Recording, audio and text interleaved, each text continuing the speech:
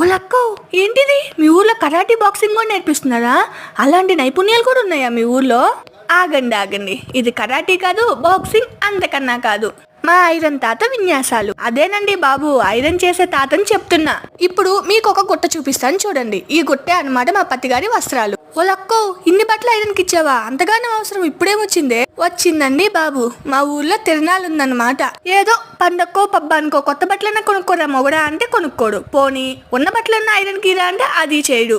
అందుకే మా వారి ఇంట్లో లేని సమయం చూసి కొన్ని బట్టలు అయితే ఐరన్ కి ఇచ్చేసా. ఇక కాస్ట్ విషయానికి వస్తే మగవారి ప్యాంటు షర్ట్ అయితే 20 రూపీస్, ఆడవారి ఓన్లీ శారీ అయితే 20 రూపీస్. ఎక్కువ తక్కువ నాకు తెలియదండి, మీకు తెలిస్తే చెప్పాలి మరి. ఓలక్క అదంతా సరే గానీ మీ ఇంట్లో ఐరన్ బాక్స్ లేదా? నేను ఉందండి బాబు, కానీ ఇది ఇనప ఐరన్ బాక్స్ కాబట్టి ఫినిషింగ్ నీట్ గా వస్తుంది. ఈ తాత మా ఊర్లోకి వస్తే చాలు ఫుల్ బిజీ అయిపోతాడు, ఆయనకి చేతి నిండా పని దొరుకుద్ది.